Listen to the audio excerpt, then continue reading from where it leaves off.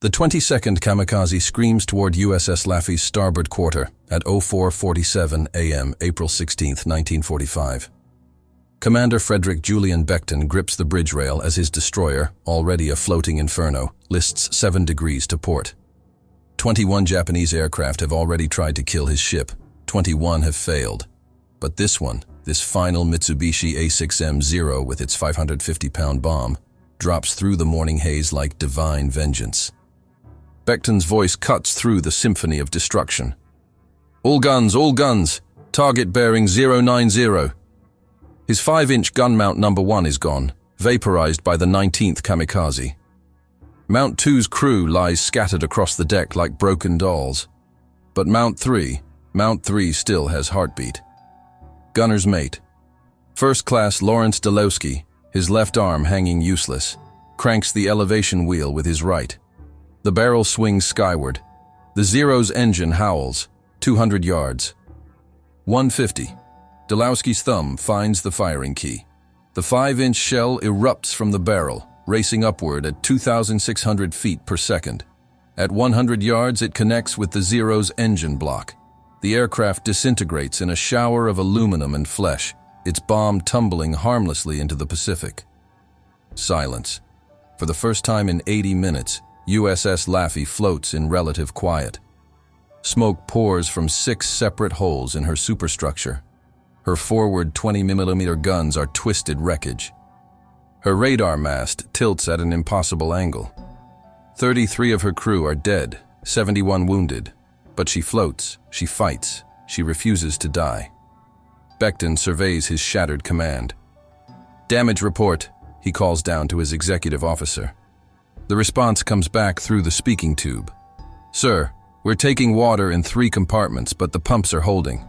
Engineering reports main engines still answer bells. We've got steering control from the emergency wheel. The commander nods. Through the smoke and steam, he sees the silhouettes of approaching aircraft, but these bear the blue star of the U.S. Navy. Marine Corsairs from VMF 323, the Death Rattlers, arriving like cavalry over the ridge. Too late to prevent the carnage, but just in time to witness the impossible.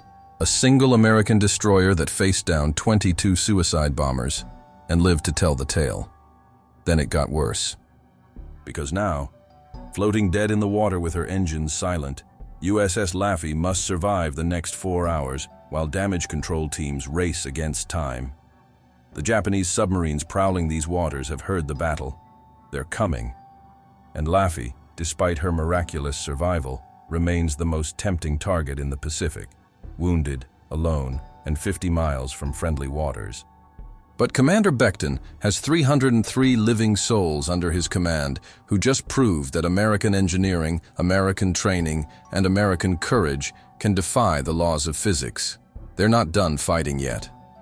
If stories where a single ship defies impossible odds grip you, stick with us, and consider subscribing to support more deep-dive investigations into history's most incredible naval battles. At 4:30 a.m. on April 16, 1945, the USS Laffey occupied the most dangerous position in the Pacific theater.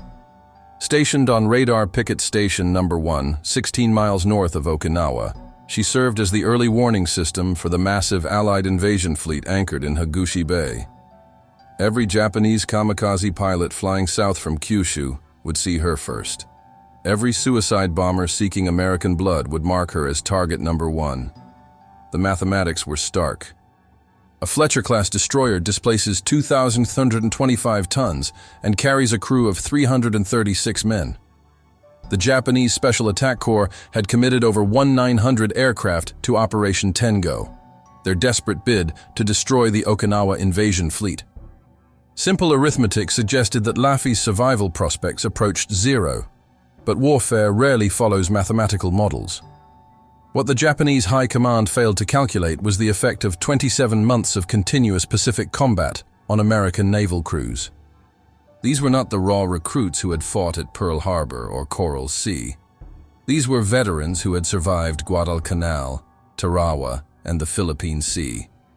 They knew their equipment intimately, they trusted their training completely, and they had developed an almost supernatural ability to make damaged ships keep fighting. Commander Becton understood this better than most. At 34, he was young for a destroyer captain, but his service record read like a condensed history of the Pacific War. He had commanded destroyers at Bougainville, where Japanese night attacks turned the Solomon Sea into a graveyard of broken hulls. He had escorted carrier task forces through the Great Marianas Turkey Chute, watching American pilots methodically slaughter the cream of Japanese naval aviation. He had bombarded enemy positions from Saipan to Leyte Gulf, turning his ship into a mobile artillery battery. Most importantly, Becton had absorbed the central lesson of Pacific destroyer operation. Survival depended on speed, firepower, and the absolute refusal to accept defeat. American destroyers were built for killing, not dying. Their 5-inch guns could engage aerial targets at ranges exceeding 18,000 yards. Their 40mm Bofors batteries created interlocking fields of fire that could shred incoming aircraft. Their 20mm Oerlikon cannons served as the final defensive barrier, capable of firing 450 rounds per minute with devastating accuracy. The USS Laffey, DD-724, had been commissioned on February 8, 1944, at Bath Iron Works in Maine. She was the 42nd Fletcher-class destroyer built by the Yard, part of the massive shipbuilding program that would ultimately produce 175 vessels of her class. Her specifications read like an engineer's love letter to lethality. 5 5-inch to 38 caliber dual-purpose guns, 10 40mm anti-aircraft guns, 7 20mm cannons, 10 21-inch torpedo tubes, and enough ammunition to fight continuously for 3 hours. But specifications only told half the story. The other half lay in the hands and minds of her crew. Gunner's mate Lawrence Delowski had enlisted in the Navy straight from his family's farm in Nebraska. He could strip and reassemble a 5-inch gun mount blindfolded, a skill developed through endless hours of drill and combat. Seaman First Class Fred Gemmel, barely 18 years old, operated the ship's air search radar with an expertise that would have impressed his peacetime instructors. Engineering crews led by Chief Machinist Mate William Garner could nurse damaged turbines through impossible conditions, coaxing maximum power from equipment that should have failed hours earlier. The Japanese understood American technological superiority. What they failed to grasp was the human element that transformed technology into victory. American naval crews were trained to think, improvise, and adapt under pressure. When primary systems failed, they switched to secondary systems. When secondary systems failed, they jerry-rigged solutions that violated every regulation in the manual. When all else failed, they kept fighting with whatever weapons remained functional. This was the mockery that Japanese planners faced in April 1945. Their intelligence reports showed American destroyers as sitting ducks on radar picket duty, isolated from the main fleet and vulnerable to mass attack. The reality was far different. These ships were floating fortresses, crewed by combat veterans who had spent 3 years learning how to kill Japanese aircraft with ruthless efficiency. The shock would come at 04:30 a.m. when the first wave of kamikazes appeared on Laffey's radar screen. 22 aircraft against 1 destroyer. The Japanese expected a quick kill and rapid withdrawal. Instead, they would encounter a level of defensive firepower and tactical brilliance that would transform their suicide mission into a mutual destruction pact. But first, the Americans had to recognize what they were facing. The rules of engagement that had governed Pacific destroyer operations since 1942 were about to be rewritten in fire and blood. The destroyer that would refuse to die was born from hard-won experience and American industrial might. The Fletcher-class design emerged from the bitter lessons of early Pacific combat, when American destroyers proved too lightly armed and too fragile for the grinding warfare that characterized the Solomon Islands campaign. Prior to 1941, American destroyer doctrine emphasized speed and torpedo attacks. The Wicks and Clemson classes that formed the backbone of the pre-war fleet carried modest anti-aircraft armaments, typically 4 4-inch guns and a handful of machine guns. This philosophy reflected naval thinking that viewed destroyers primarily as torpedo platforms and convoy escorts, not as air defense platforms. The Japanese attack on Pearl Harbor shattered those assumptions. Within hours, it became clear that the Pacific War would be fought primarily in the air, with aircraft serving as the dominant weapon system. Destroyers that couldn't defend themselves against aerial attack would not survive long enough to launch torpedoes.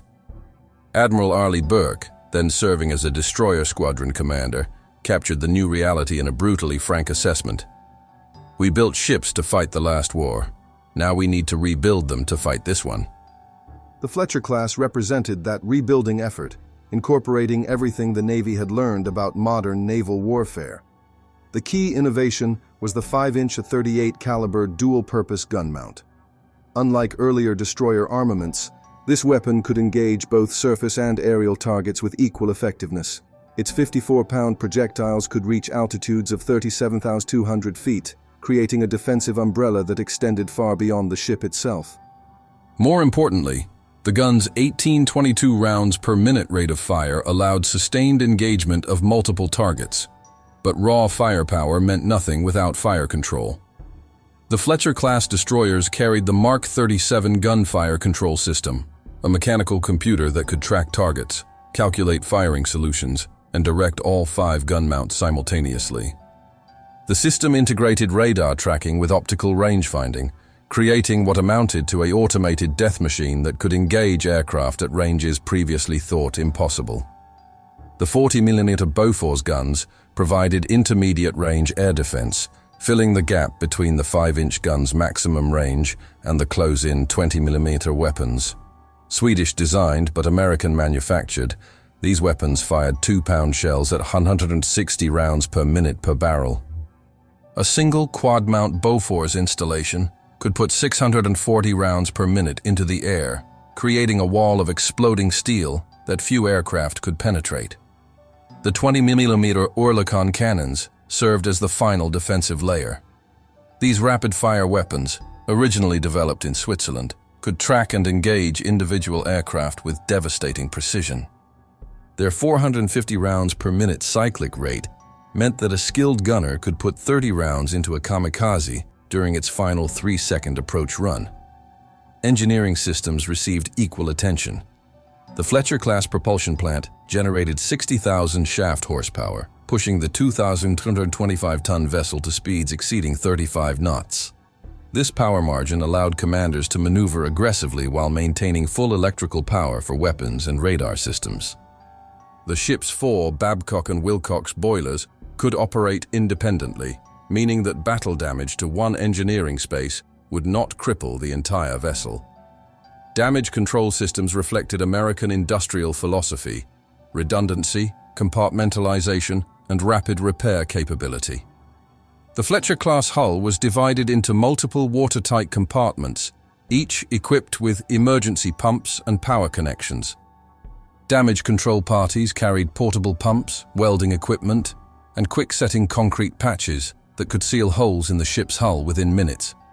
Most importantly, the Fletcher class incorporated lessons learned from British naval experience during the early years of World War II. British destroyers operating in the Mediterranean had discovered that survival under heavy air attack required maximum firepower density and redundant systems.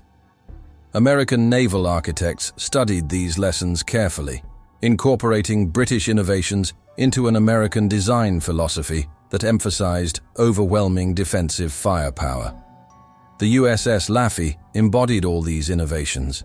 Commissioned in February 1944, she represented the peak of American destroyer technology. Her crew had trained extensively on her systems, developing the muscle memory and technical expertise that would prove crucial in combat. Chief Gunner's Mate Tom Smith could diagnose and repair gun mount malfunctions in pitch darkness. Radar operator Fred Gemmel could track multiple targets simultaneously while maintaining continuous communication with the Combat Information Center. This technical foundation would prove decisive on April 16, 1945. When 22 Japanese aircraft attacked USS Laffey, they encountered not just a single destroyer, but the accumulated wisdom of American naval engineering, industrial production, and combat experience. The ship that emerged from Bath Iron Works in 1944 was designed for exactly this type of battle. The Japanese, meanwhile, had made their own technological choices. The Mitsubishi A6M0 that dominated the early Pacific War had been optimized for range and maneuverability at the expense of armor protection and defensive armament. This philosophy worked brilliantly when Japanese pilots possessed superior training and experience. By 1945, with veteran pilots dead and replacements hastily trained, the Zero's vulnerabilities became fatal weaknesses. Japanese bomber aircraft suffered from similar design compromises. The Aichi D-3A Val dive bomber and Nakajima B-5N Kate torpedo bomber carried impressive offensive payloads but lacked the armor and defensive weapons needed to survive concentrated anti-aircraft fire. American gunners had learned to exploit these weaknesses, concentrating their fire on the aircraft's engines and fuel systems, rather than attempting to shoot down the entire airframe. The technical mismatch was compounded by industrial capacity.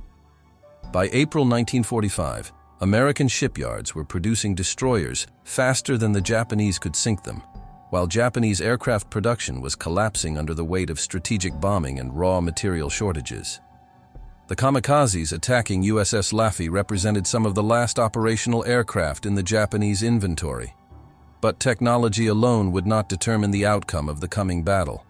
The human element, training, experience, and sheer determination would prove equally important. The crew of USS Laffey had spent months learning to operate their ship's systems under combat conditions. They understood how each weapon worked, how to maintain equipment under pressure, and how to adapt when primary systems failed. This expertise would be tested to its limits in the next 80 minutes. The first sign of trouble appeared on USS Laffey's air search radar at 04:17 a.m. Radar man second class. William Youngquist, hunched over his PPI scope in the Combat Information Center, watched as multiple contacts materialized 60 miles to the north. Bridge, CIC. Multiple bogies bearing 350, range 60 miles, closing fast. Commander Becton's response was immediate. General quarters, all hands to battle stations. The ship's alarm bells shattered the pre-dawn quiet as 336 men raced to their assigned positions. After 27 months of continuous combat operations, the crew could transition from peacetime routine to full combat readiness in less than 3 minutes. But the Japanese had made a critical miscalculation.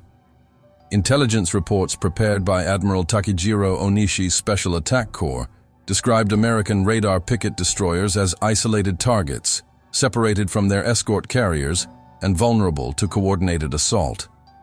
The reality was far more complex. USS Laffey was not alone. 2 landing craft, LCS L-51 and LCS L-116, patrolled nearby waters, their 40mm guns providing additional anti-aircraft coverage. More importantly, the destroyer maintained continuous radio contact with fighter direction centers aboard the fleet carriers, enabling her to vector Marine and Navy fighters toward incoming threats. The Japanese plan called for a dawn attack that would overwhelm the picket ship's defenses through sheer numbers.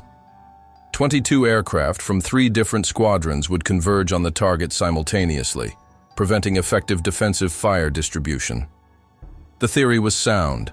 American destroyers had finite ammunition supplies and limited fire control systems. Faced with multiple simultaneous attacks, their defensive systems would be overwhelmed. Lieutenant Commander Hugh Barr, Laffey's executive officer, understood the Japanese tactics better than most. He had studied captured documents from previous kamikaze attacks, noting patterns in their approach routes and timing. "They'll come in low from multiple bearings," he told his gun crews during their pre-dawn briefing. "Don't try to engage every target. Pick your shots and make them count." The first wave struck at 04:30 a.m. 6 Mitsubishi A6M0s approached from the northwest in a loose formation, their engines at full power. Lieutenant Donald Youngquist, no relation to the radar man, commanded gun mount number 3. His crew had drilled this scenario hundreds of times, but facing actual suicide bombers was profoundly different from shooting at target sleeves. Mount 3, target bearing 310, range 2000, came the fire control solution from the Mark 37 director. Youngquist's gunner depressed the firing key, sending a 54-pound high-explosive shell toward the lead Zero. The round exploded 500 yards short, creating a black puff of smoke in the dawn sky. This was the first failure. American pre-war gunnery doctrine emphasized precision shooting against single, high-value targets. Pacific combat had taught different lessons. Volume of fire mattered more than individual accuracy when engaging multiple aircraft attacking simultaneously. The crew needed to create a zone of destruction rather than attempting precision kills. The second failure was psychological. Despite extensive training, many American sailors had never witnessed kamikaze attacks firsthand. The sight of enemy pilots deliberately flying their aircraft into ships violated every assumption about rational behavior. Some gunners hesitated, unable to believe that human beings would intentionally crash into their target. Seaman First Class James Turner, manning a 20mm gun position, later described his reaction. "You keep thinking they're going to pull up at the last second. It goes against everything you know about flying. When you realize they really mean to hit you, there's this moment of pure terror." The third failure was tactical. American doctrine called for destroyers to increase speed and maneuver radically when under air attack, using their superior mobility to complicate enemy bombing runs. But radar picket duty required maintaining position to provide early warning for the fleet. Laffey could not abandon her station without compromising the entire defensive system. Commander Becton faced an impossible choice: remain stationary and absorb punishment, or maneuver freely and abandon his mission. He chose a compromise solution that satisfied neither requirement completely. "All ahead full, right standard rudder," he ordered, beginning a series of high-speed turns that would keep the ship roughly on station while complicating enemy attack runs. The Japanese had anticipated this response. Their attack plan called for coordinated approaches from multiple bearings, forcing the American destroyer to choose between targets. When Laffey's gun crews engaged the aircraft approaching from the northwest, additional formations struck from the northeast and due north. At 04:35 a.m., the first kamikaze broke through the defensive fire. Petty Officer First Class Shoichi Suzuki, flying a bomb-laden Zero, dove toward Laffey's starboard side. His aircraft absorbed direct hits from 3 different gun mounts, but continued its death dive with mechanical persistence. At the last moment, Suzuki's burning fighter struck the water 50 yards from the ship's hull, detonating its 550-pound bomb in a towering geyser of seawater and flame. The near miss caused significant damage. Fragments peppered Laffey's superstructure, killing 2 sailors and wounding 7 others. More importantly, the explosion jammed the ship's rudder hard right, forcing her into a continuous starboard turn. This mechanical failure would plague the destroyer throughout the battle, making her predictable to subsequent attackers. But the crew was learning. Gun crews that had hesitated during the first attack engaged targets immediately during the second wave. Fire control personnel adjusted their tactics, directing multiple gun mounts against individual aircraft instead of distributing fire across all available targets. Damage control parties worked frantically to restore steering control while maintaining power to the ship's weapons systems. Lieutenant Barr, observing the battle from the bridge, noted a crucial development. The Japs are good, but they're not supermen. Their formations break down under fire just like everyone else's. This observation would prove prophetic. Japanese pilots, trained for suicide missions but not for complex tactical maneuvering under fire, struggled to maintain coordinated attacks once the shooting started. The prejudice that American personnel had to overcome was their own preconceptions about enemy capabilities.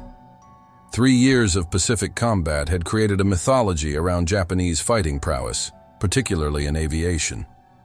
The reality was more complex.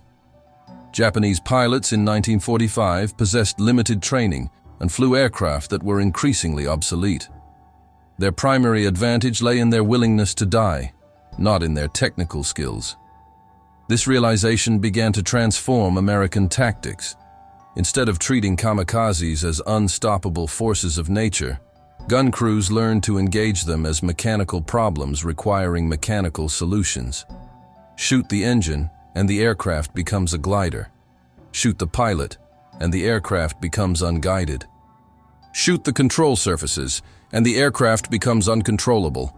By 05:00 a.m., USS Laffey had survived the initial assault, but at significant cost. Her steering system remained damaged. 2 gun mounts had suffered battle damage, and 17 sailors were casualties. The Japanese, meanwhile, had lost 6 aircraft with minimal results to show for their sacrifice. Both sides were learning. The Americans discovered that their peacetime training scenarios had understated the intensity and complexity of kamikaze attacks. The Japanese learned that a single destroyer, properly handled and adequately armed, could inflict devastating losses on attacking formations. The battle was just beginning. At 05:15 a.m., the second wave materialized on USS Laffey's radar screen. This time, the numbers were worse. 8 aircraft approaching from 3 different bearings, their formation suggesting better coordination than the first attack. Commander Becton studied the tactical plot with grim determination. His ship remained locked in a starboard turn due to rudder damage, making evasive maneuvering impossible. "All guns prepare for engagement," Becton announced over the ship's communication system. "We're going to take these bastards head on." The Japanese had learned from their initial failure. Instead of approaching in loose formations that allowed American gunners to engage targets sequentially, the second wave compressed their attack timeline. All 8 aircraft would strike within a 90-second window, overwhelming the destroyer's fire control systems through sheer temporal concentration. Leading the attack was Lieutenant Takeshi Kosai, a veteran pilot with over 300 combat hours. Unlike the hastily trained kamikaze pilots who comprised most of the Special Attack Corps, Kosai possessed the technical skills needed to exploit the American destroyer's tactical weaknesses. He had studied captured intelligence reports detailing American radar picket procedures, noting that damaged ships became predictable targets. Kosai's Zero approached from dead ahead, using the destroyer's bow as a shield against her defensive batteries. American 5-inch guns could not depress sufficiently to engage targets directly in front of the ship, creating a cone of immunity that extended roughly 1,000 yards forward. A skilled pilot could exploit this dead zone, approaching undetected until the final moments of his attack run. But the USS Laffey crew had anticipated this tactic. Chief Gunner's mate, Tom Smith, had repositioned 2 20mm cannons on the ship's bow, creating overlapping fields of fire that covered the forward approach.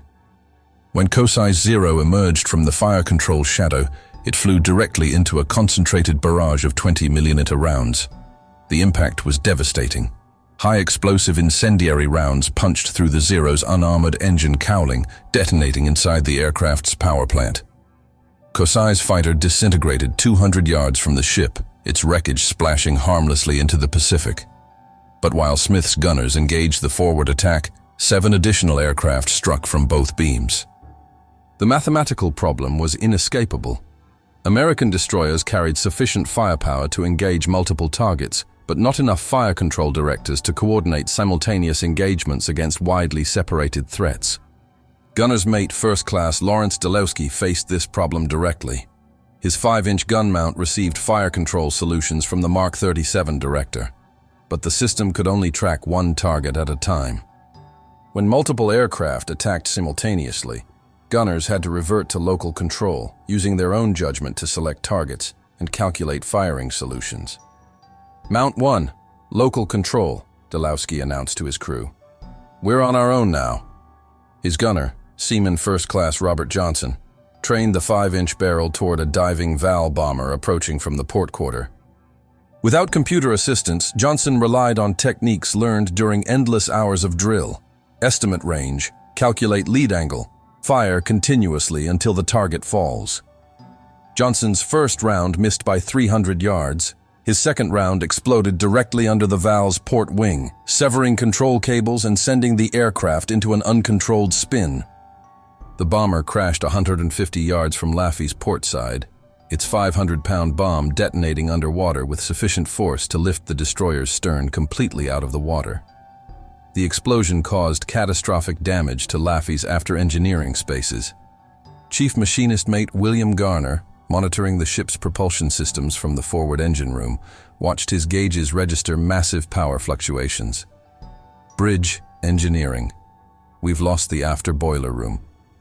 Main condenser is flooding. Recommend reducing speed. Becton's response was immediate. Negative. Maintain full power on available boilers. The commander understood that speed remained his only defense against the remaining attackers.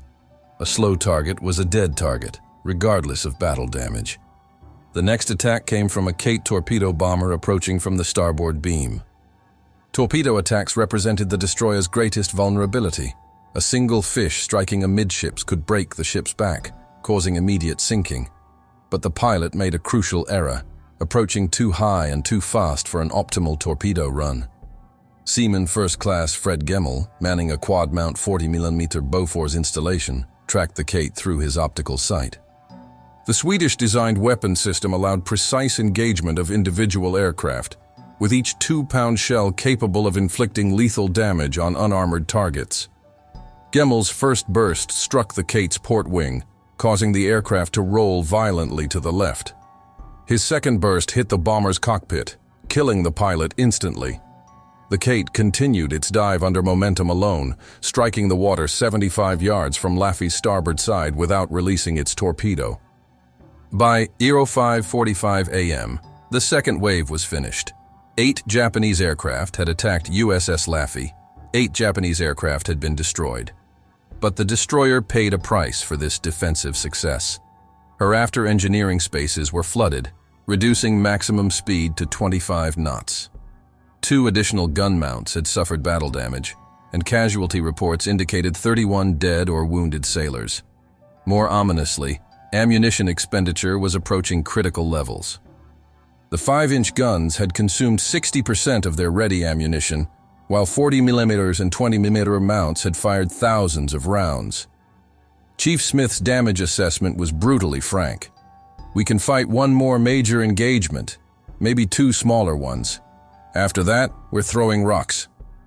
But the crew's morale remained high. They had faced 14 enemy aircraft and destroyed everyone.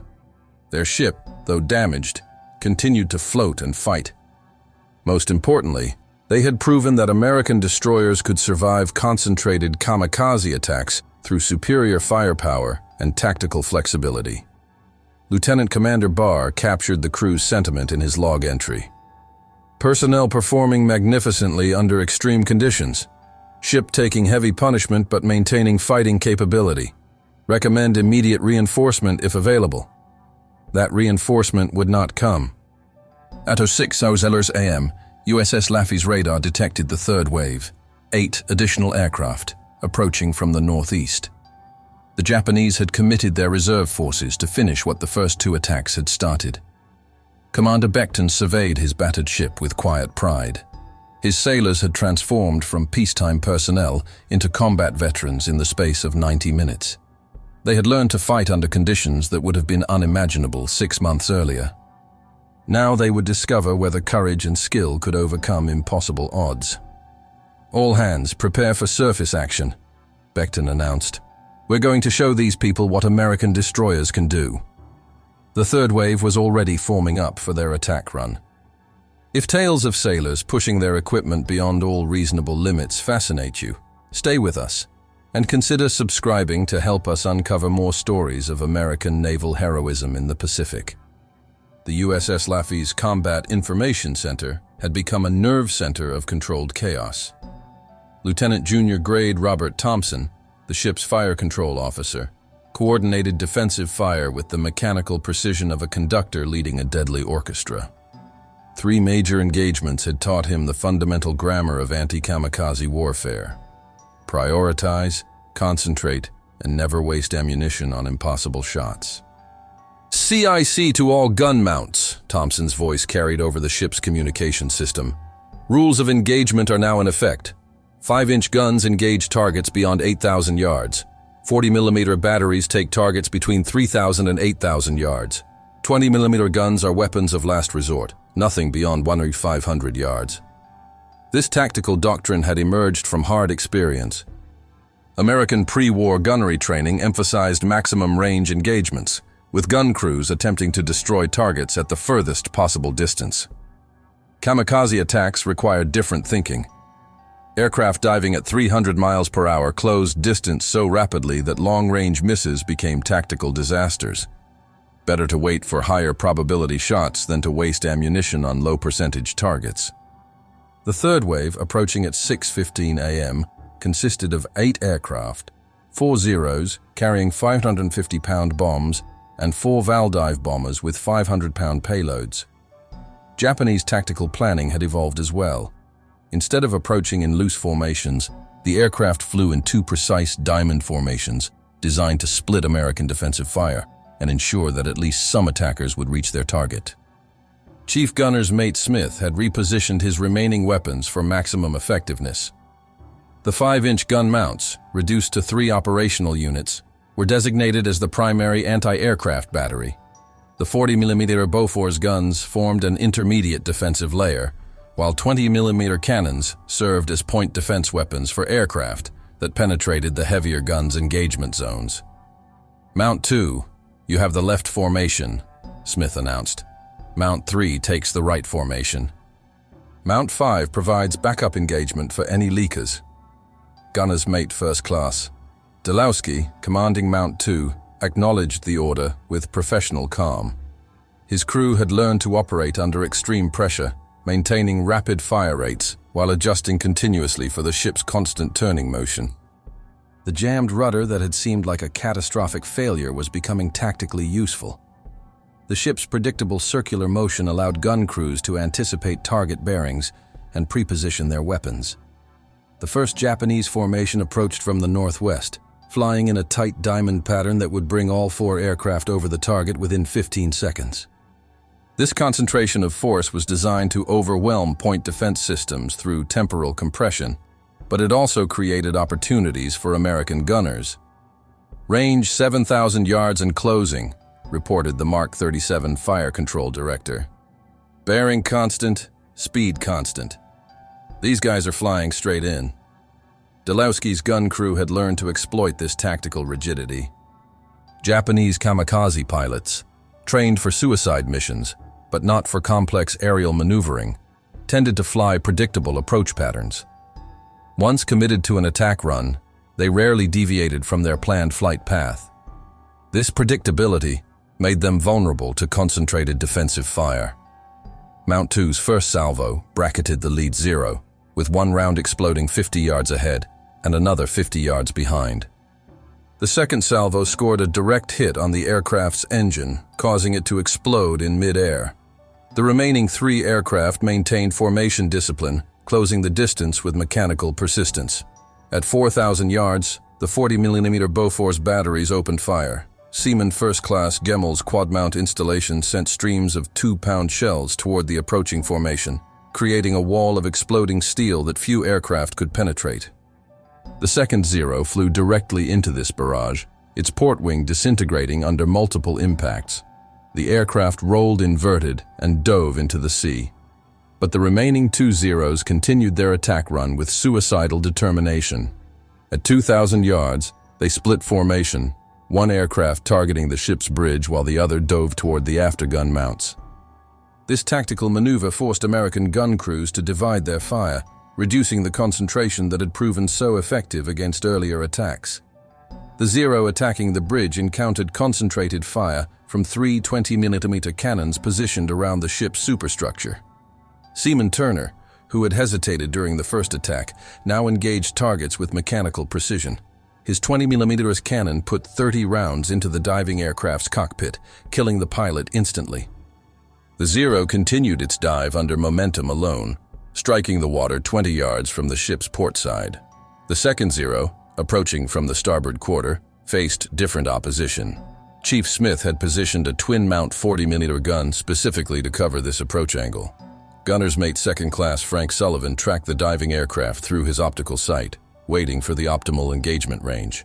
At 800 yards, Sullivan opened fire. His first burst struck the Zero's port wing route, causing structural failure that should have destroyed the aircraft.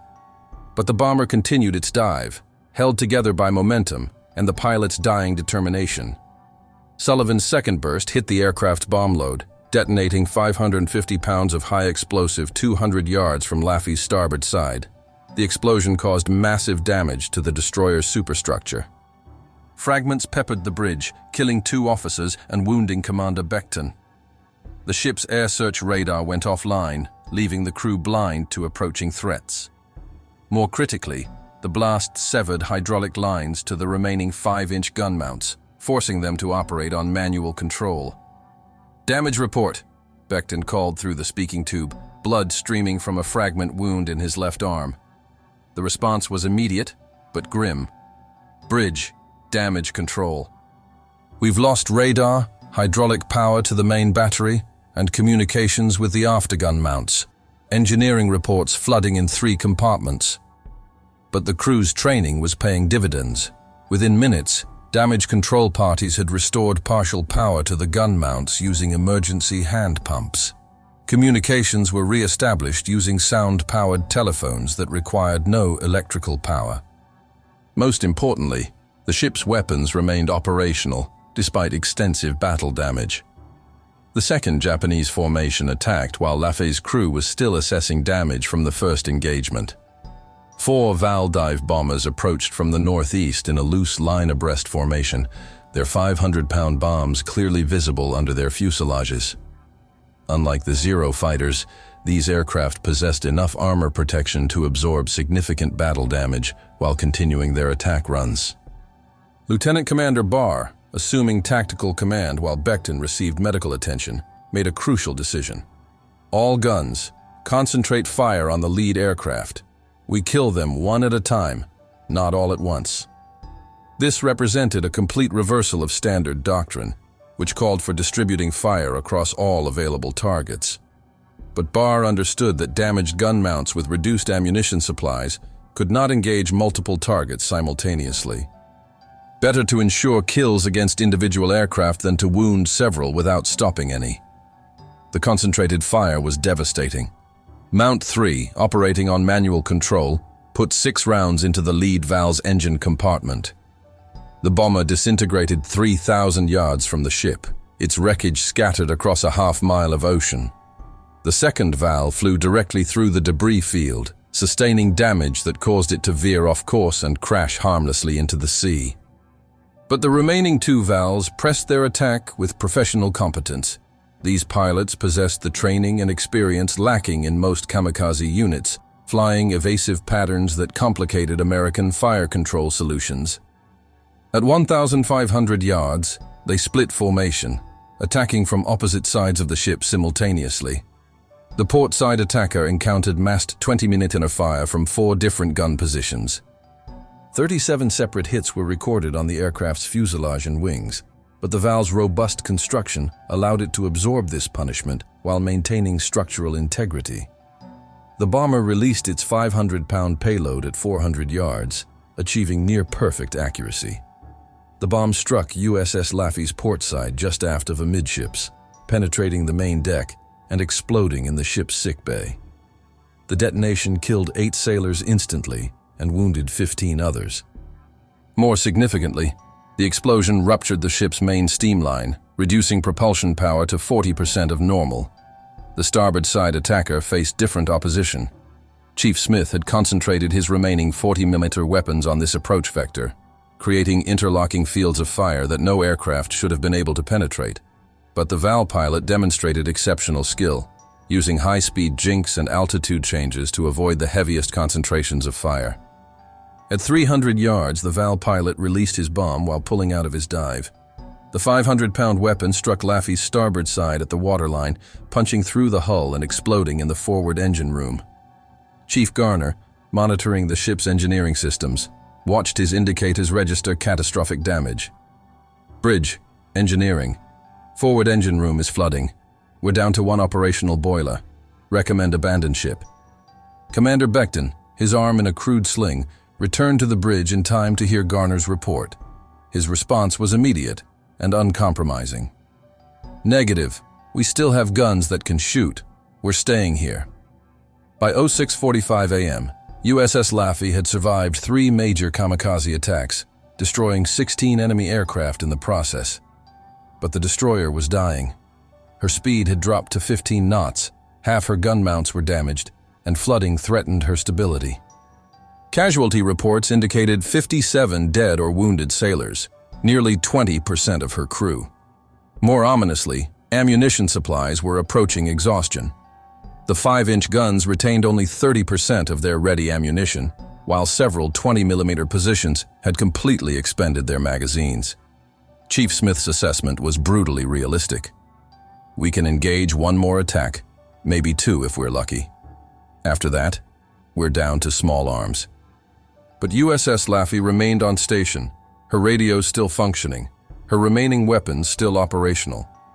She had proven that American destroyers could survive concentrated kamikaze attacks through superior firepower, tactical flexibility, and sheer determination.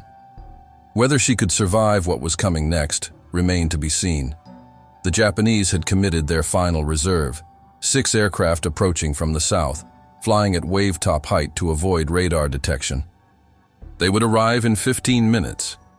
At 07 a.m., USS Laffey resembled a floating scrapyard more than a warship. Her superstructure was riddled with fragment holes. 3 of her 5 gun mounts showed visible battle damage, and smoke poured from multiple compartments. Yet she continued to patrol her assigned station, her remaining weapons trained skyward, waiting for the next attack. The 4th wave approached with different tactics. 6 Japanese aircraft, 2 Zeros and 4 Kates, flew at minimum altitude, skimming the wave tops to avoid radar detection until the last possible moment. This approach sacrificed the diving attacks that had characterized earlier engagements in favor of horizontal bombing runs that would bring the aircraft directly over their target. Chief Radarman William Youngquist, working with damaged equipment held together by electrical tape and determination, detected the incoming formation at 8 miles. Bridge, CIC. 6 bogies bearing 180, altitude estimated 50 feet, closing at high speed.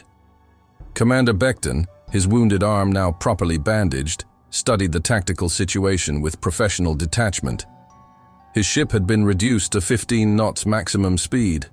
Her steering remained locked in continuous right turns, and ammunition supplies were critically low. By every measure of naval science, USS Laffey should have been abandoned an hour ago. "All guns, prepare for low-altitude engagement," Becton announced. "These bastards want to get close. We'll give them the reception they deserve." The approaching Japanese formation represented the cream of available naval aviation. Lieutenant Commander Shozo Takahashi, leading the attack in a Zero fighter, possessed over 400 combat hours and had survived the catastrophic defeats at the Philippine Sea and Leyte Gulf. His wingman, Ensign Hiroshi Nakamura, was one of the few remaining graduates of the Imperial Navy's pre-war pilot training program.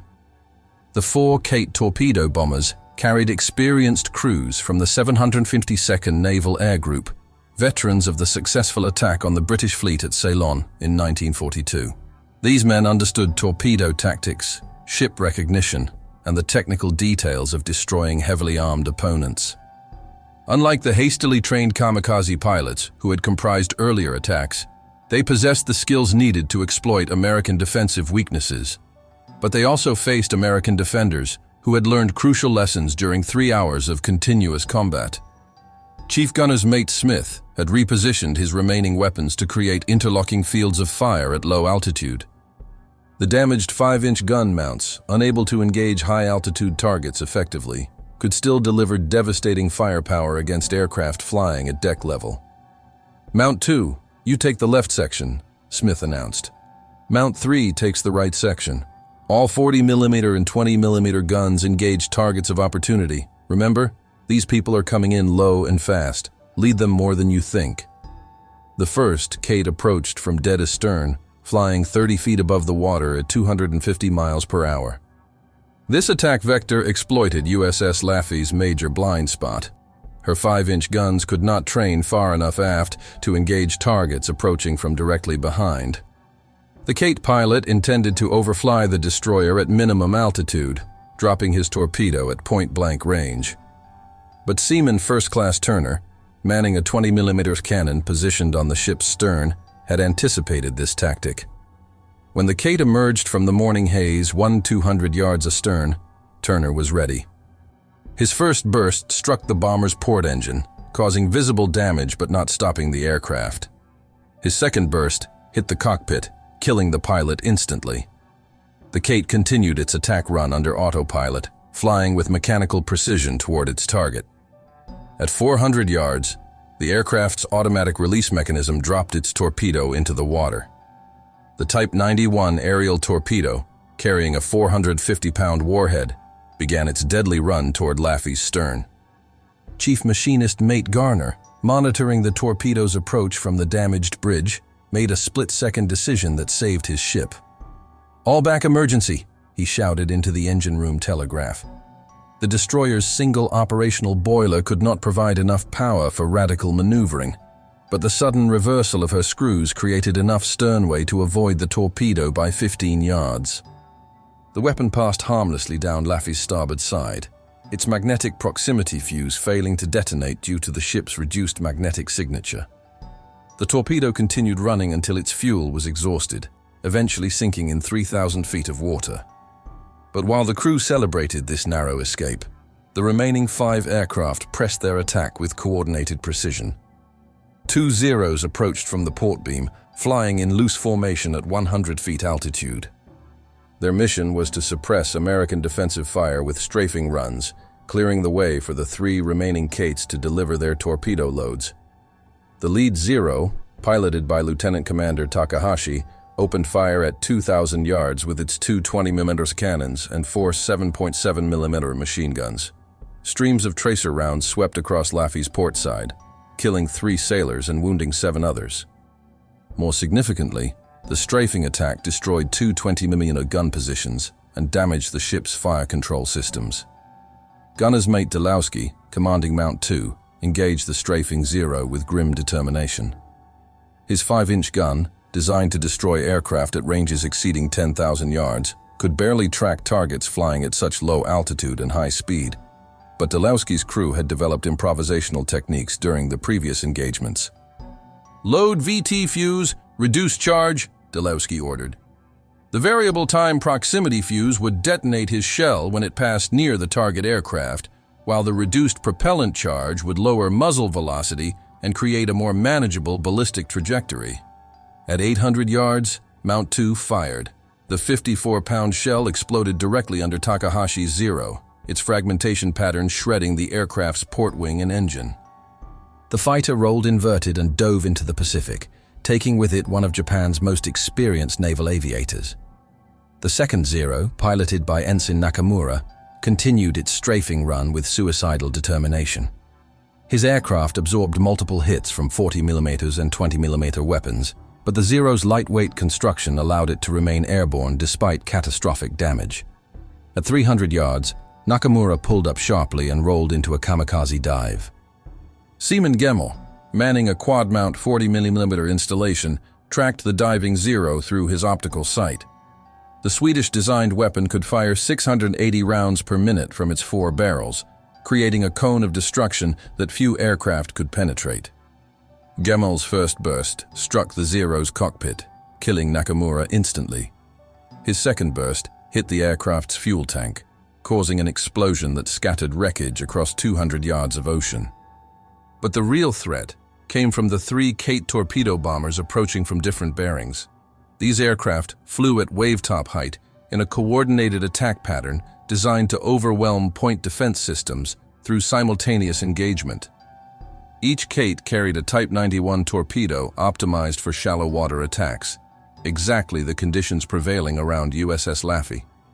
The first Kate approached from the port bow, flying 50 feet above the water at maximum speed. Its pilot, Chief Petty Officer Kenji Sato, possessed extensive experience in torpedo attacks against American destroyers.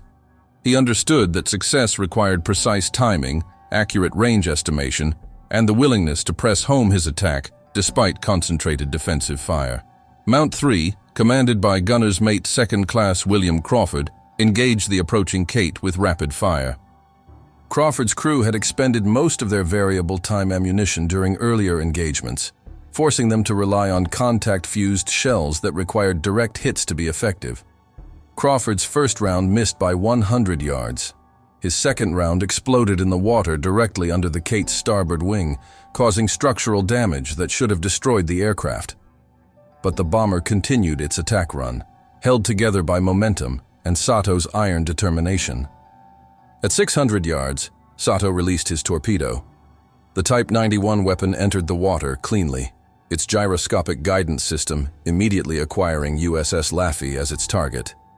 The torpedo began its run at 40 knots, carrying enough explosive power to break the destroyer's back.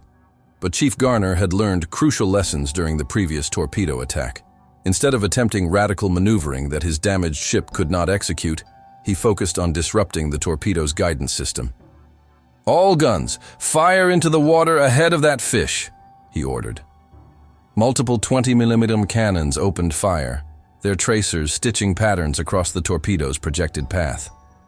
The underwater explosions created pressure waves that confused the weapon's guidance systems, causing it to veer off course and detonate harmlessly 50 yards from the ship's port beam. The second and third Kates attacked simultaneously from opposite quarters, their pilots coordinating their approach to split American defensive fire. This tactic represented the pinnacle of torpedo bomber doctrine, forcing the target to choose between threats and ensuring that at least one weapon would reach its objective. Chief Smith faced an impossible decision. His remaining gun crews could engage one formation effectively, but not both. He chose to concentrate fire on the starboard side attacker, while relying on damaged weapons to engage the portside threat. The starboard Kate, piloted by Lieutenant Jiro Yamamoto, approached through a wall of 40mm fire that should have destroyed any aircraft.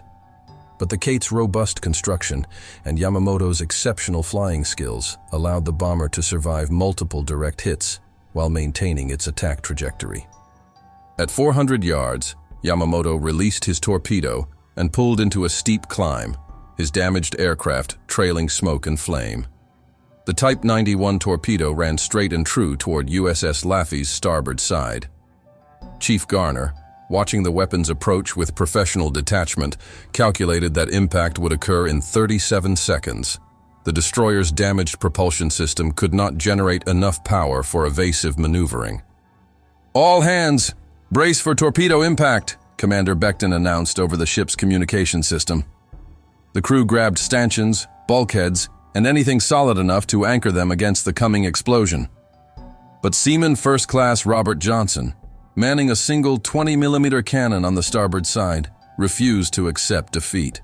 With calm precision, he trained his weapon on the approaching torpedo's wake, waiting for the optimal moment. At 200 yards from the ship, Johnson opened fire. His tracer rounds struck the torpedo's warhead just as its magnetic proximity fuse activated. The resulting detonation occurred 150 yards from Laffey's hull, close enough to cause significant damage, but far enough away to avoid catastrophic destruction. The explosion lifted the destroyer's starboard side completely out of the water, buckling her hull plates and causing extensive flooding in 3 compartments. The port side Kate faced different opposition. Gunner's mate Delowski, operating Mount 2 on manual control, had calculated the bomber's approach vector with mathematical precision. At 1,000 yards, he fired a full salvo of 3 rounds, creating a pattern of explosions directly in the aircraft's path. The Kate flew through this barrage like a machine possessed, its pilot demonstrating superhuman skill in avoiding the deadly fragments. But the aircraft's luck ran out at 400 yards, when a perfectly aimed 20mm burst from Seaman Turner's gun struck the bomber's fuel tank. The Kate exploded in mid-air, its torpedo tumbling harmlessly into the Pacific. By 07:30 a.m., the 4th wave was finished. 6 Japanese aircraft had attacked USS Laffey. 6 Japanese aircraft had been destroyed, but the destroyer had absorbed tremendous punishment in the process. Her hull was cracked in multiple places. Flooding threatened her engineering spaces, and casualty reports indicated 73 dead or wounded sailors. More critically, ammunition supplies were approaching complete exhaustion. The 5-inch guns had fired their last variable time rounds. The 40mm batteries were down to their final magazines, and several 20mm positions had completely expended their ammunition. Chief Smith's assessment was grimly realistic. "We've got maybe 10 minutes of sustained fire left. After that, we're throwing our shoes." But USS Laffey remained afloat, her weapons still functional, her crew still fighting. They had proven that American destroyers could survive concentrated kamikaze attacks through superior firepower, tactical flexibility, and sheer bloody-minded determination. Whether they could survive what was coming next remained to be seen. At 07:35 a.m., the ship's damaged radar detected the final wave, 4 aircraft approaching from the north, flying in perfect formation. These were not the hastily trained kamikaze pilots who had comprised earlier attacks. These were the elite of the Special Attack Corps, flying the newest aircraft in the Japanese inventory. The Battle of USS Laffey was about to reach its climax. While USS Laffey fought for her life in the waters off Okinawa, the industrial machine that had created her continued its relentless production cycle 5,000 miles away. At Bath Iron Works in Maine, workers were completing DD-730, another Fletcher-class destroyer that would join the Pacific Fleet in 6 weeks. At the Consolidated Steel Corporation in California, 3 more destroyers neared launching. The American shipbuilding industry was producing destroyers faster than the Japanese could sink them. This industrial disparity represented one of the war's fundamental asymmetries. American shipyards launched 349 destroyers between 1941 and 1945, while Japanese yards completed only 63 vessels of comparable capability. More significantly, American production was accelerating as the war progressed, while Japanese capacity collapsed under the weight of strategic bombing and raw material shortages. The numbers were staggering. Bath Iron Works alone employed 32,000 workers operating in 3 shifts around the clock. The yard could complete a Fletcher-class destroyer in 212 days, from keel laying to commissioning, a construction timeline that would have been impossible in peacetime. Mass production techniques borrowed from the automobile industry allowed American shipbuilders to treat destroyers as standardized products rather than unique vessels. This standardization extended to every component of the ship.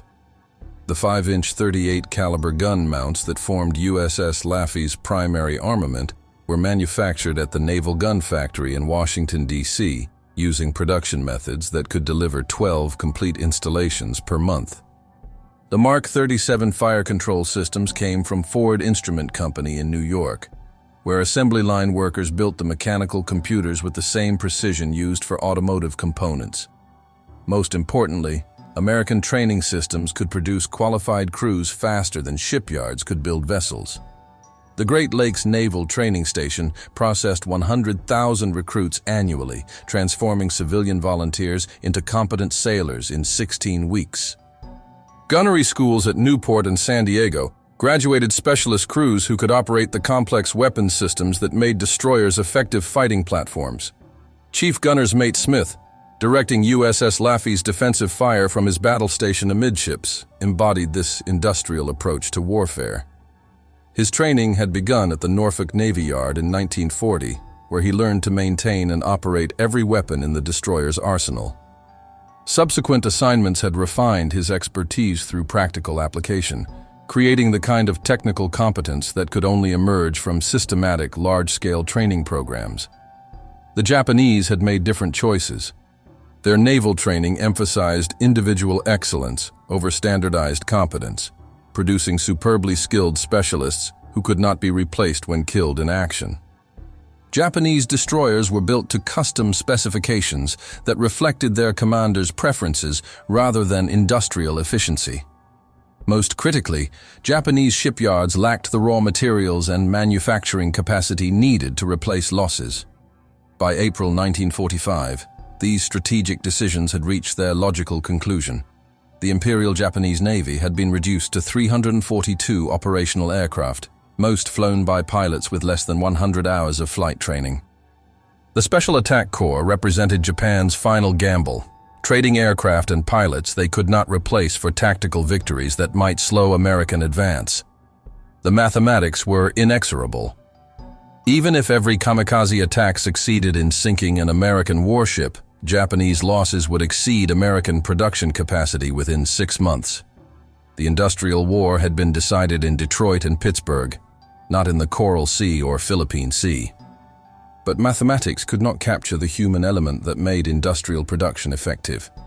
The workers at Bath Iron Works understood that their vessels would carry American sailors into combat against determined enemies. Quality control inspectors examined every weld and rivet with the knowledge that lives depended on their standards. Training instructors at Great Lakes pushed recruits beyond normal limits because they understood that marginal competence meant death in the Pacific. This human commitment transformed industrial statistics into combat effectiveness. USS Laffey had been built by workers who took personal pride in their craftsmanship. Her crew had been trained by instructors who understood that technical competence was a life-or-death requirement. Her weapons had been manufactured by specialists who knew that mechanical reliability could determine the outcome of naval battles. The fifth wave of attackers approaching at 0740 a.m. represented Japan's final operational reserve. 4 aircraft, 2 Zeros, and 2 Judy dive bombers carried the last experienced pilots available to the 6th Air Army. These men understood that failure meant the end of organized air resistance in the Okinawa sector.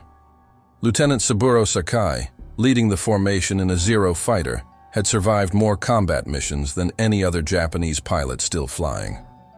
His logbook recorded 640 hours of combat time, including the attack on Pearl Harbor, the battles of the Coral Sea and Midway, and the Great Marianas Turkey Shoot.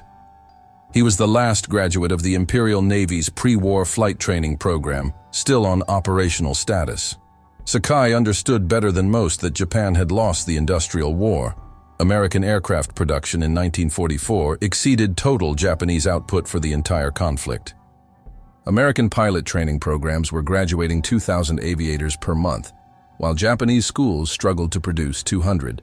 The kamikazes attacking USS Laffey represented the final expenditure of Japan's aviation assets.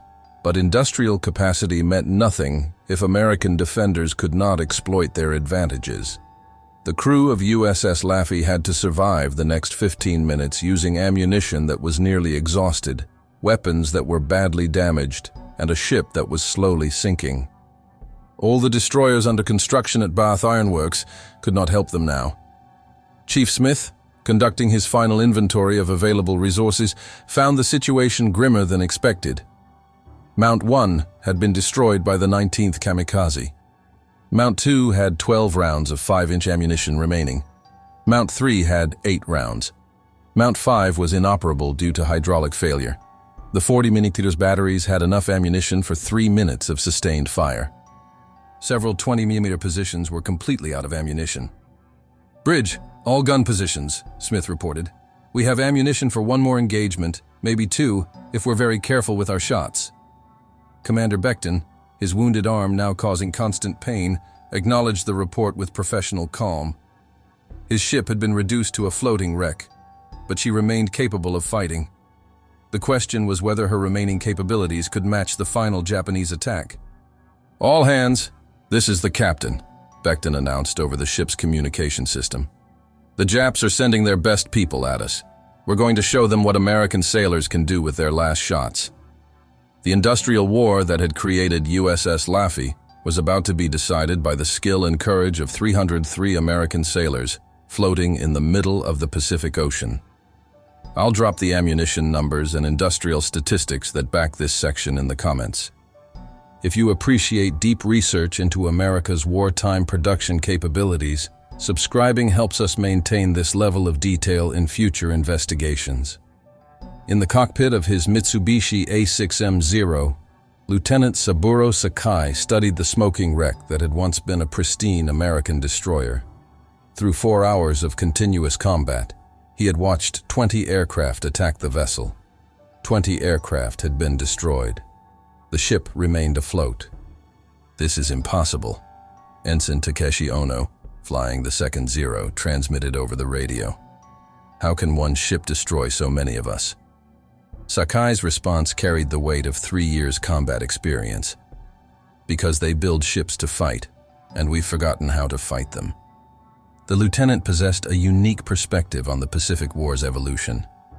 He had flown combat missions during Japan's period of absolute dominance, when Zero fighters swept American opposition from Pacific skies with contemptuous ease. He had witnessed the turning point at Midway, where American industrial capacity began its relentless transformation of the strategic balance. Most painfully, he had survived the Great Marianas Turkey Shoot, watching hundreds of Japan's finest pilots die in futile attacks against American task forces.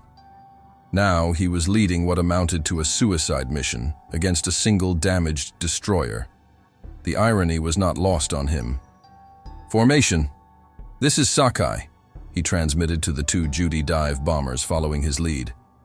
"The Americans have learned our tactics. They concentrate fire instead of distributing it. They use proximity-fused ammunition that doesn't require direct hits. Most importantly, they refuse to panic under pressure." Lieutenant Jiro Yamada, piloting the lead Judy, acknowledged this assessment with bitter recognition.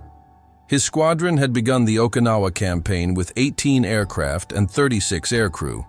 After 6 weeks of continuous operations, only 4 aircraft remained operational. The mathematics of attrition warfare had reached their inevitable conclusion. "What are your orders, Lieutenant?" Yamada asked. Sakai studied the American destroyer through his optical sight, noting details that previous attackers had missed. The ship's superstructure showed extensive damage, but her remaining gun mounts continued to track potential targets with mechanical precision.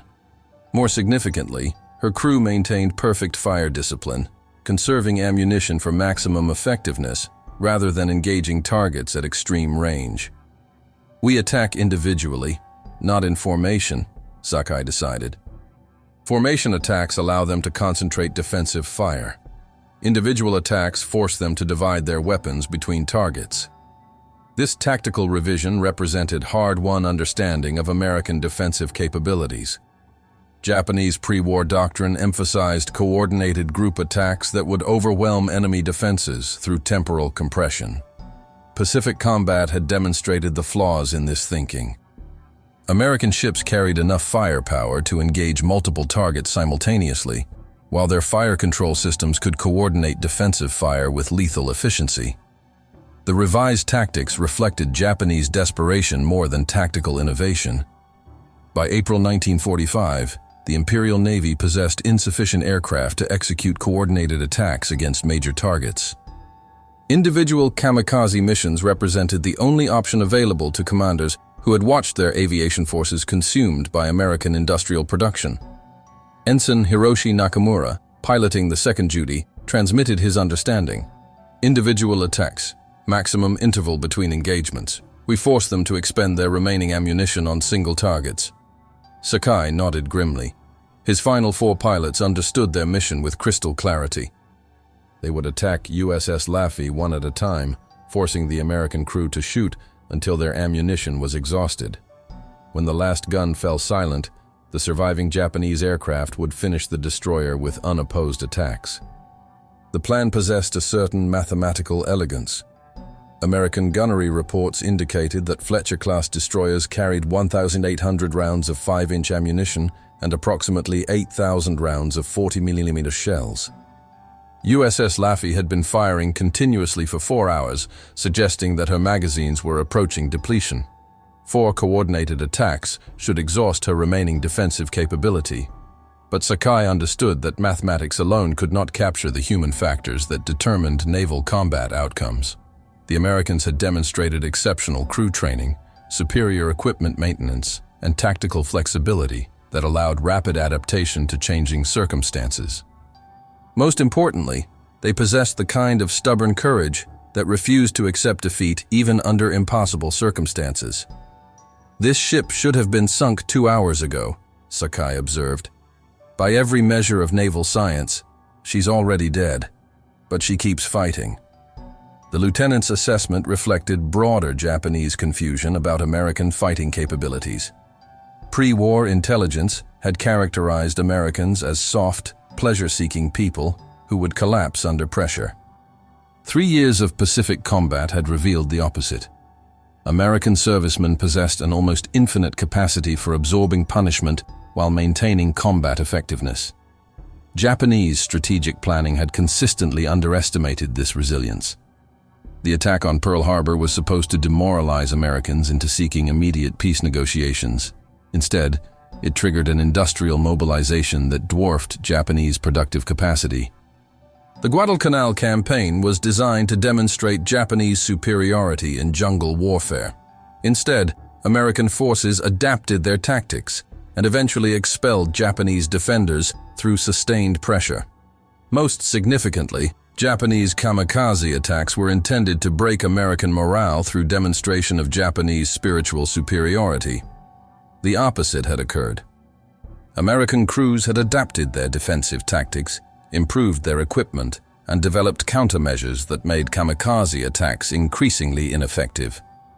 USS Laffey represented the culmination of this adaptation process. Her crew had learned to fight under conditions that would have been unimaginable in 1941. Her weapons had been modified and improved based on combat experience. Her tactical procedures reflected 3 years of continuous learning under fire. "They're not the same people who fought at Pearl Harbor," Sakai transmitted to his formation. "These are veterans who know their equipment and trust their training. We're attacking the most dangerous enemy in the Pacific." Ensign Ono's response reflected the fatalism that had come to characterize Japanese military thinking. "Then we die well, and take them with us." But Sakai possessed a more nuanced understanding of their situation. Japanese culture emphasized death before dishonor, but military effectiveness required rational analysis of tactical problems. The Americans had proven that courage and determination could overcome numerical disadvantages when combined with superior equipment and training. "We attack because the Emperor commands it," Sakai transmitted. "But we attack intelligently. Honor means nothing if we waste our lives without achieving results." At 07:45 a.m., Lieutenant Sakai rolled his Zero into a shallow dive toward USS Laffey's starboard bow. His approach was calculated to exploit the destroyer's reduced defensive capability while maximizing his own aircraft's survival chances. Unlike the crude suicide dives that had characterized earlier attacks, Sakai planned to release his bomb at optimal altitude and attempt to escape. This represented the final evolution of Japanese aerial tactics, recognition that skilled pilots were too valuable to waste in simple kamikaze attacks. But by April 1945, this realization had come too late. Japan possessed fewer than 50 pilots with Sakai's level of experience, while American training programs were graduating thousands of competent aviators every month. The industrial war had been decided, but individual battles still mattered. If Sakai and his formation could sink USS Laffey, they would demonstrate that Japanese aviators retained the capability to inflict significant losses on American forces. More importantly, they would prove that Japanese fighting spirit remained unbroken, despite 3 years of continuous defeat. The American destroyer's remaining gun mounts swung toward his approaching aircraft, their barrels tracking with the mechanical precision that had characterized her defense throughout the morning. In 60 seconds, Lieutenant Sakai would discover whether Japanese skill and determination could overcome American firepower and industrial superiority. The last act of the Battle of USS Laffey was about to begin. At 07:47 a.m., Lieutenant Saburo Sakai's Zero approached USS Laffey at 280 miles per hour, diving through scattered clouds at a 30-degree angle that would bring him over the destroyer's starboard bow in 45 seconds. In his bomb bay, a single 550-pound Type 99 bomb waited for release. This was not a kamikaze attack. Sakai intended to survive long enough to assess the results of his strike. Commander Becton, gripping the bridge rail with his uninjured hand, watched the approaching fighter with professional detachment. His ship had been reduced to a floating wreck, her ammunition nearly exhausted, her crew decimated by 4 hours of continuous combat. But USS Laffey remained a warship, and warships existed to fight. "Mount 2, you have the incoming fighter," Becton announced. "Make it count. We don't have ammunition to waste." Gunner's Mate First Class Delowski, commanding the destroyer's last fully operational 5-inch gun mount, acknowledged the order with calm precision. His crew had learned to operate under extreme pressure, maintaining rapid fire rates despite battle damage and casualties. More importantly, they had developed an intuitive understanding of Japanese attack patterns that allowed precise fire control solutions. "Range 4,000 yards and closing," reported the gun director operator, working with equipment held together by electrical tape and determination. Target speed 280 knots, bearing steady. Dulowski's gunner, Seaman First Class Johnson, trained the 54 caliber barrel toward the diving zero with mechanical precision. 4 hours of continuous combat had taught him to compensate for the ship's damaged steering system, the gun mount's battle damage, and the psychological pressure of engaging aircraft flown by men who wanted to die. At 3,000 yards, Mount 2 fired its first round. The 54-pound shell, fitted with a variable time proximity fuse, exploded 200 yards ahead of the Zero's flight path. The black puff of smoke served as a ranging shot, allowing Johnson to refine his fire control solution for the follow-up rounds. Sakai, watching the shell burst through his armored windscreen, began a series of high-speed jinks designed to complicate the American fire control solution.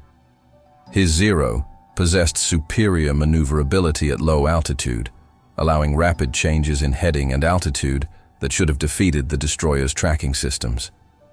But Johnson had learned to anticipate these evasive maneuvers. Instead of attempting to track the Zero's actual position, he aimed at the point where the aircraft would be when his shells arrived. At 2,500 yards, Mount 2 fired a 3-round salvo, creating a pattern of explosions that bracketed Sakai's fighter. The proximity-fused shells detonated within lethal range of the Zero, sending fragments tearing through the aircraft's port wing and engine cowling. Sakai felt his fighter shudder under the impact, but the Mitsubishi's robust construction allowed it to absorb significant damage while remaining airborne. At 1,500 yards, Sakai released his bomb and pulled into a maximum performance climb, hoping to escape the destroyer's defensive fire envelope. The Type 99 weapon tumbled through the morning air, its ballistic trajectory calculated to impact USS Laffey's forward gun mounts. But Seaman First Class Gemmell, manning a quad-mount 40mm installation, had anticipated this attack profile. His weapon's high rate of fire, 680 rounds per minute from 4 barrels, created a zone of destruction that few aircraft could penetrate. As Sakai's Zero climbed away from its bombing run, Gemmell's tracers reached out with deadly accuracy. The 40mm shells struck the Zero's engine compartment, causing catastrophic damage to the aircraft's power plant. Sakai's fighter rolled inverted and dove into the Pacific 400 yards from USS Laffey, taking with it the most experienced Japanese pilot still flying in the Okinawa sector. Meanwhile, Sakai's 550-pound bomb followed its ballistic trajectory toward the destroyer's bow. Chief Gunner's mate Smith, watching the weapon's approach with professional interest, calculated that impact would occur in 6 seconds. There was no time for evasive maneuvering, no possibility of intercepting the bomb with defensive fire. The Type 99 weapon struck USS Laffey's forecastle 15 feet forward of Mount 1, penetrating the main deck and exploding in the forward crew's quarters. The detonation killed 12 sailors instantly and wounded 20 others. More significantly, the blast ruptured the ship's forward fuel tanks, creating a fire hazard that threatened to consume the entire vessel. Damage control. Petty Officer James Mitchell, leading a repair party armed with portable pumps and firefighting equipment, raced toward the blazing compartment with the kind of courage that defined American naval service. His team worked frantically to contain the spreading flames while maintaining watertight integrity in the ship's forward sections. Flooding under control, Mitchell reported after 20 minutes of desperate work. Fire contained but not extinguished. Recommend reducing speed to prevent further structural damage. Commander Becton's response was immediate and uncompromising. Negative. We maintain current speed until the last Jap is dead. But the remaining 3 Japanese aircraft were already positioning for their final attacks. Ensign Takeshi Ono, flying the second Zero, approached from the port quarter at wave-top altitude. His mission was simple. Overfly the destroyer at minimum altitude, strafing personnel on deck while clearing the way for the following dive bombers. Lieutenant Jiro Yamada, piloting the lead duty, prepared for a conventional dive bombing attack from 8,000 feet. His 1,100-pound bomb could penetrate the destroyer's main deck and explode in her engineering spaces, causing catastrophic damage that would finish what 4 hours of kamikaze attacks had started. Ensign Hiroshi Nakamura, flying the second duty, planned a shallow glide bombing approach that would bring him over the target at minimum altitude. This attack profile sacrificed bombing accuracy for maximum survival probability, reflecting the desperate shortage of experienced aircrew that plagued Japanese aviation in 1945. At 08:15 a.m., all three aircraft began their final approaches. USS Laffey's crew, reduced to 270 effective personnel, prepared for the climactic engagement of their 4-hour battle. Ammunition supplies were virtually exhausted, major weapon systems were damaged beyond repair, and the ship herself was slowly sinking. But American destroyers were built to fight, and American sailors were trained never to surrender. Chief Smith, conducting his final ammunition inventory, found resources that his earlier assessments had missed. Mount 3 retained 6 rounds of 5-inch ammunition. The 40mm batteries had enough shells for 90 seconds of sustained fire, and several 20mm positions had discovered overlooked magazines. "All hands, this is the captain," Becton announced over the ship's communication system. "We've been fighting these bastards for 4 hours. We're going to finish them now." Ensign Ono's Zero approached at wave-top height, its 20mm cannons and 7.7mm machine guns preparing to strafe the destroyer's exposed personnel. But Seaman Turner, manning a single 20mm cannon on the ship's port side, was ready. His weapon had been damaged by near-miss explosions, but American naval construction emphasized redundancy and rapid repair. Turner's first burst struck Ono's Zero amidships, causing significant structural damage. His second burst hit the aircraft's fuel tank, creating a fireball that consumed both pilot and plane. The Zero crashed 100 yards from Laffey's port beam, adding another victory to the destroyer's incredible tally. Lieutenant Yamada's Judy began its dive from 8,000 feet, following a textbook bombing approach that should have guaranteed a direct hit on the American vessel. But Mount 3, operating under local control, engaged the diving bomber with the precision that characterized American gunnery throughout the Pacific War. Gunner's mate Second Class Crawford fired 3 rounds in rapid succession, creating a pattern of explosions that bracketed the diving aircraft. The third shell scored a direct hit on the Judy's cockpit, killing Yamada instantly. The bomber continued its dive under momentum alone, striking the water 200 yards from the destroyer without releasing its bomb. That left Ensign Nakamura approaching in the second Judy at minimum altitude. His aircraft had absorbed multiple hits from 40mm fire, but continued flying with the mechanical persistence that characterized Japanese military equipment. At 400 yards, Nakamura released his 1,100-pound bomb and attempted to escape. But Seaman Johnson, operating Mount 2's 5-inch gun under local control, had calculated the bomber's flight path with mathematical precision. His final round, the last 5-inch shell in USS Laffey's magazines, exploded directly under the Judy's starboard wing. The aircraft disintegrated in mid-air, its wreckage scattered across 300 yards of ocean. Nakamura's bomb, released seconds before the aircraft's destruction, continued its ballistic trajectory toward the destroyer's stern. Chief Machinist Mate Garner, watching the weapons approach from the bridge, calculated that impact would occur in 5 seconds. There was nothing more his damaged ship could do. The bomb struck USS Laffey's stern 20 feet aft of Mount 5, penetrating through 3 decks before exploding in the ship's after-steering compartment. The detonation caused massive structural damage, flooding 2 additional compartments and reducing the destroyer's speed to 8 knots. But USS Laffey remained afloat. At 08:30 a.m., after 4 hours and 22 separate air attacks, the destroyer continued to patrol her assigned station. Her crew had destroyed every Japanese aircraft that attacked them, proving that American naval engineering, training, and courage could overcome impossible odds. The silence that followed was almost overwhelming. For the first time since 04:30 a.m., no enemy aircraft appeared on the ship's radar screens. No bombs exploded in the destroyer's vicinity. No machine gun bullets rattled against her superstructure. Then, from the northeast, came the sound of aircraft engines. But these bore the distinctive note of American power plants. 12 Chance Vought F-4U Corsairs from Marine Fighter Squadron VMF 323, the Death Rattlers, approaching at high speed with their guns armed and ready. The cavalry had finally arrived. At 8:47 a.m., Marine Major George Axtell led his squadron of F-4U Corsairs over the smoking wreck that had once been USS Laffey.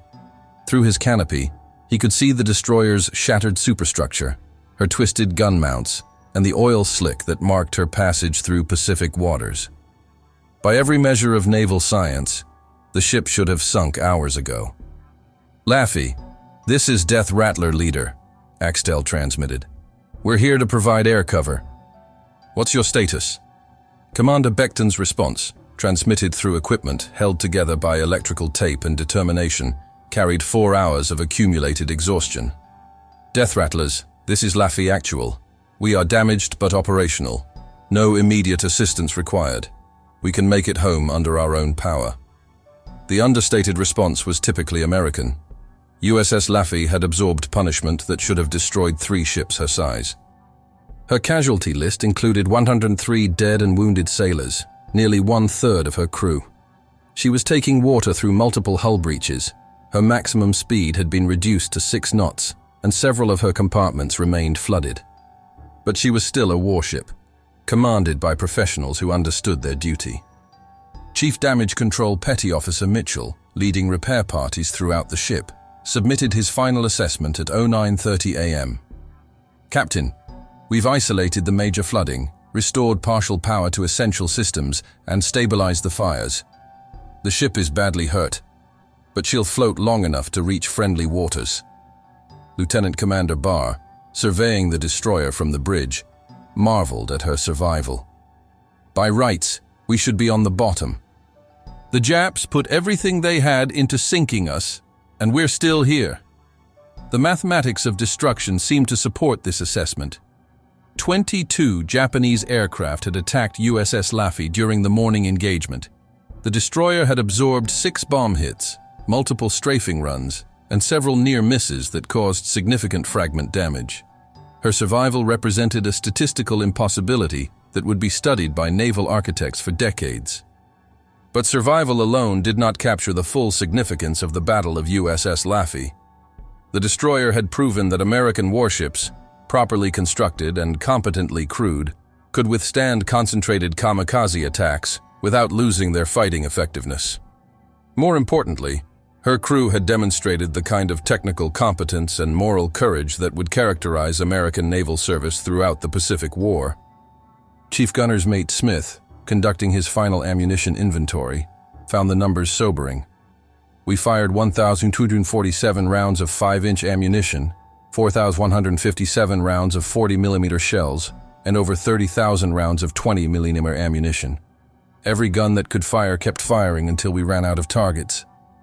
The ammunition expenditure represented approximately 60% of the ship's total load, suggesting that USS Laffey could have sustained additional attacks if necessary. But the human cost was more difficult to calculate. 31 sailors had paid with their lives, 72 others required medical attention, and every surviving crew member bore psychological scars that would last for decades.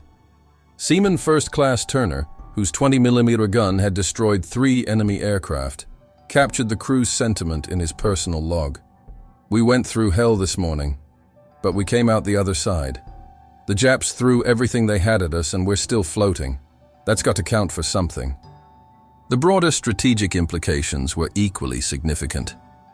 USS Laffey's survival demonstrated that Japanese kamikaze attacks, despite their psychological impact, could not achieve decisive tactical results against properly defended targets.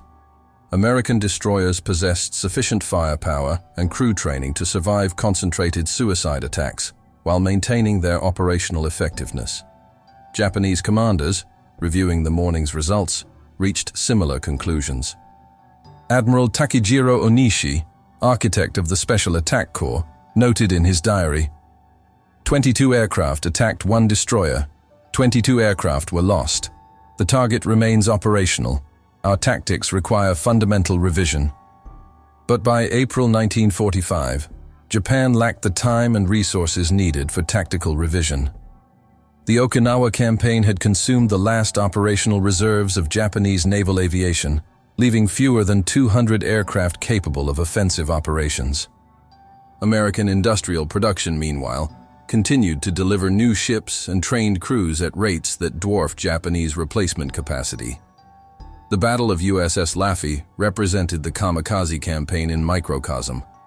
Desperate courage sacrificed against superior technology, training, and industrial capacity. Japanese pilots had demonstrated exceptional bravery and skill, pressing home their attacks despite concentrated defensive fire. But bravery alone could not overcome the fundamental disparity in resources that characterized the Pacific War's final phase. At 11:30 a.m., USS Laffey began her slow journey toward the Hagushi anchorage. Escorted by her sister destroyers USS O'Brien and USS Barton, her damaged hull cut through Pacific swells at 8 knots maximum speed, her crew working frantically to keep her afloat until they could reach repair facilities. The destroyer's arrival at Karama Retto anchorage 12 hours later created a sensation among American naval personnel. Officers and enlisted men lined the rails of nearby ships to witness the vessel that had survived 22 separate kamikaze attacks. Her battle damage told the story more eloquently than any official report. Twisted gun mounts, fragment-riddled superstructure, and a hull cracked in multiple places. But USS Laffey remained proud and defiant, her ensign flying from a makeshift mast, jury-rigged by her crew. She had proven that American destroyers could absorb tremendous punishment while maintaining their fighting spirit. More importantly, she had demonstrated the kind of professional competence that would ultimately win the Pacific War. Commander Becton, submitting his action report 3 days later, concluded with characteristic understatement. USS Laffey and her crew performed their assigned duties under extreme enemy pressure. The ship sustained significant battle damage but remained operational throughout the engagement. All personnel conducted themselves in accordance with the highest traditions of the United States Navy. The dry language could not capture the human drama of the morning's events. 31 American sailors had died defending their ship against impossible odds. 72 others had been wounded, many seriously. The survivors would carry physical and psychological scars for the rest of their lives. But they had also proven something that would resonate throughout American naval history. Properly trained sailors, operating well-designed equipment, could overcome numerical disadvantages through superior firepower, tactical flexibility, and sheer determination. The USS Laffey's survival became a symbol of American naval resilience that inspired thousands of other sailors serving in the Pacific theater. The destroyer herself underwent extensive repairs at the Puget Sound Naval Shipyard, emerging 3 months later as good as new. She would serve with distinction for the remainder of World War II and throughout the Cold War, finally being decommissioned in 1975 after 31 years of naval service. Today, USS Laffey rests as a museum ship at Patriots Point in Charleston, South Carolina. Visitors can walk her decks, examine her gun mounts, and imagine the morning when 336 American sailors faced down the cream of Japanese naval aviation and refused to die. The ship's survival represents more than just another naval engagement. It embodies the industrial, technological, and human factors that enabled American victory in the Pacific War.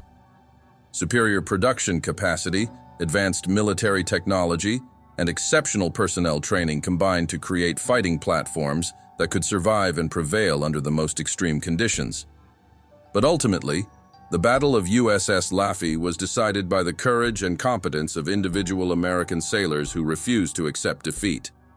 Men like Chief Gunner's Mate Smith, who kept his weapons firing despite impossible odds. Seaman Turner, who overcame his initial terror to become a deadly gunner. Commander Becton, who held his ship together through force of will and professional expertise. These men proved that American democracy could produce warriors equal to any challenge. Their victory off Okinawa on April 16, 1945, stands as testament to the proposition that free societies, properly organized and adequately equipped, possess advantages that no totalitarian regime can ultimately overcome. The USS Laffey survived because her crew refused to let her die. In doing so, they wrote one of the most inspiring chapters in American naval history. Which moment in this battle struck you as the turning point? Share your thoughts in the comments, and if you're drawn to these deep dive investigations into naval history's most incredible survival stories, Subscribing helps us maintain this level of research and storytelling.